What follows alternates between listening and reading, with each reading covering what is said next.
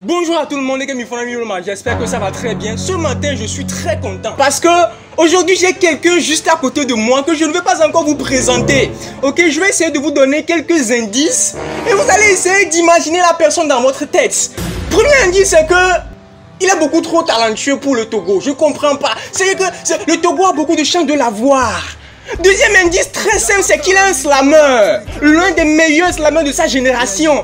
Troisième indice, c'est que c'est un slammer qui est trop énergique. Et vous savez que j'aime beaucoup l'énergie. Il est trop énergique. Et ses entrées sur scène, incantation. Je suis l'arrière-petit-fils du roi Boko Agboyago, la petite cousine du vrai sang de Cristiano Ronaldo. Ce serait pas possible.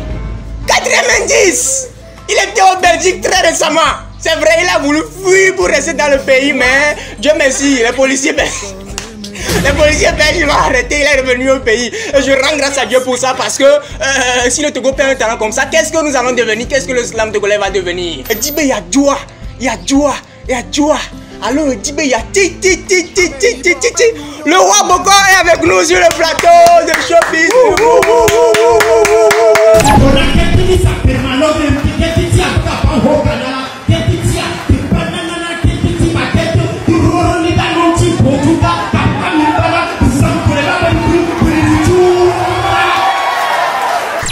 Dibé ya joie. Alors le Dibé ya ti nyama diema jo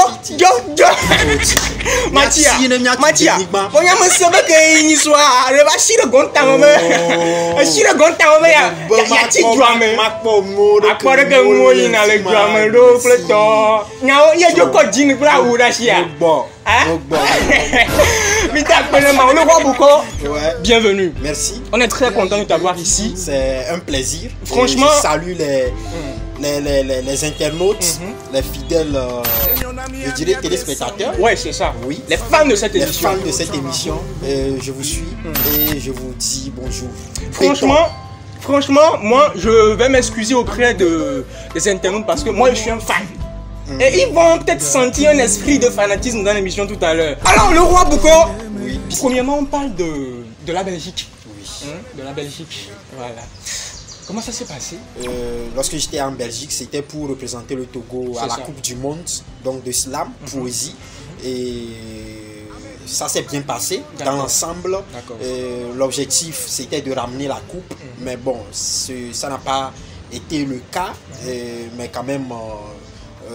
on était dans les 5 premiers mondiaux et particulièrement moi j'étais le 4e dans le classement sur 40 candidats et le 5e était le 2e Togolais Jeff Ezebio que je salue de passage.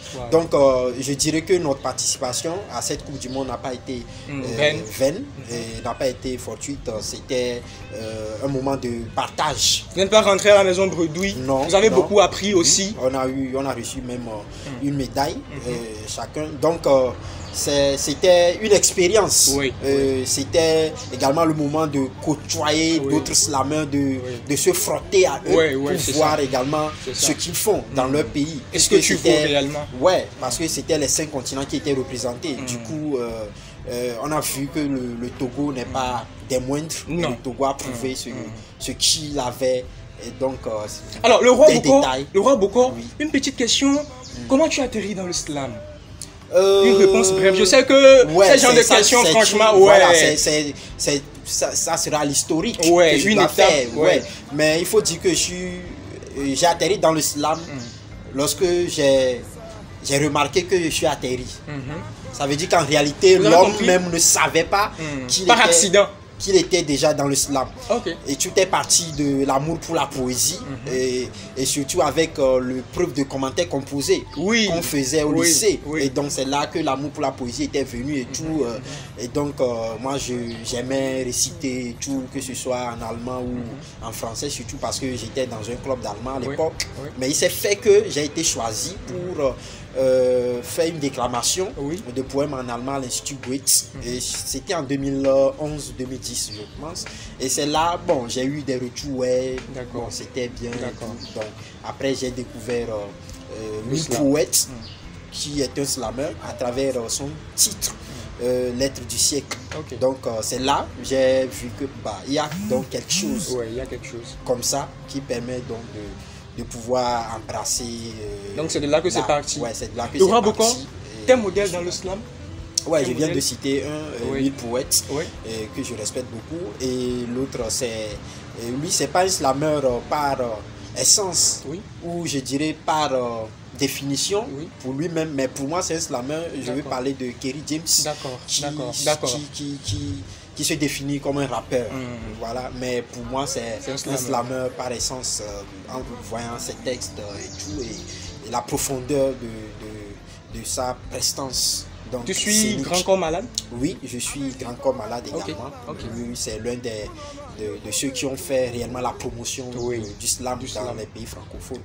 Donc, le Roi Boko, c'est quoi l'état d'esprit d'un slammer juste avant sa prestation?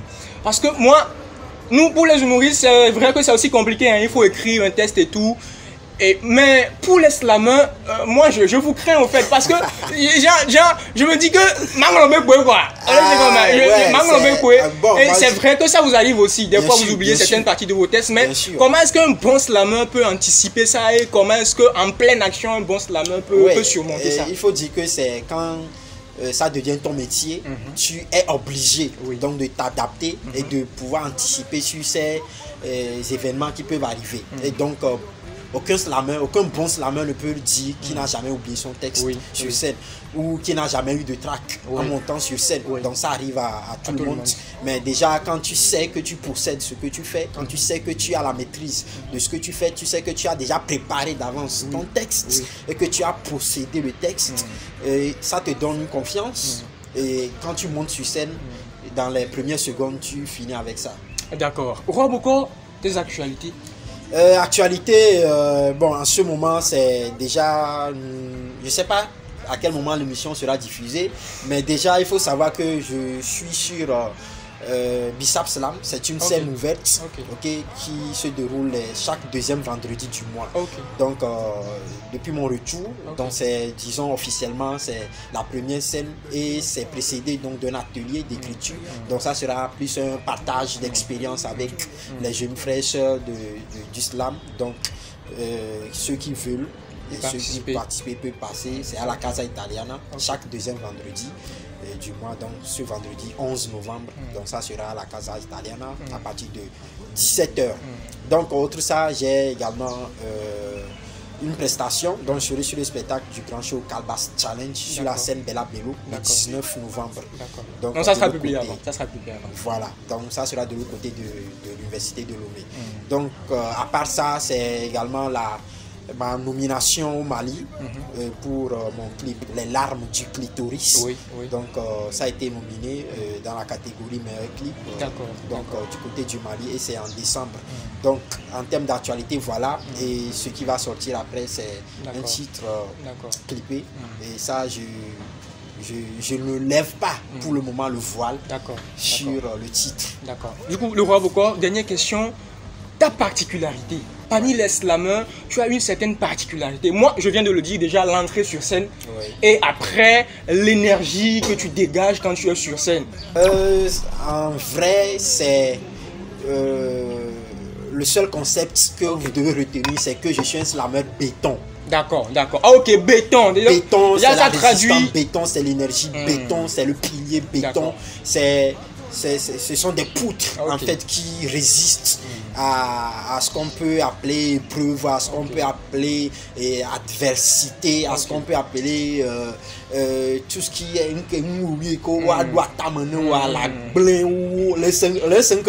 si c'est ça, donc moi aussi je suis un humoriste béton. C'est en réalité le concept qui te va, et quand je te suis, je sais que tu es dans le concept béton. Le Roi Boko, le 11 décembre, il y a quelque chose. 11 décembre, ma femme. Tu es sur mon spectacle, tu vas venir prester. J'aimerais que tu en parles un peu dans 30 secondes. 30 secondes. Il faut les rassurer. Parce qu'il y en a qui ne vont pas croire que tu seras là. En réalité, c'est à cause de ce spectacle que je suis descendu à Lomé. Mais si tout ce qui a fait, faites-le pour être présent le 11 décembre. Parce que ce qu'ils ne savent pas, ce que toi-même peut-être tu ne sais pas, c'est que le 8 décembre, je fête mon anniversaire. Je serai au campement du 8 jusqu'au 11. C'est ça. Donc, avec un gamin, mais on est comme déjà, ado. Merci. Adachi atamono. Misialo, à me organiser un événement, il derrière le 8 et le 11 mondial. Agbalan. Agbalan, mi reporté. Le roi Boko. 30 secondes. Si Kriki là, Sakaraka, si Kriki va vous tomber en avant, vous bonheur. Si Madjama Diababa dit à mon coclo sofoiré, à Tikala soit avant. Et Nyatolana Nyala Tigbe à bon, le 11 années en portier. Hey, on y a un ami qui a tout un mytho, moi, on a la Chine, non, mais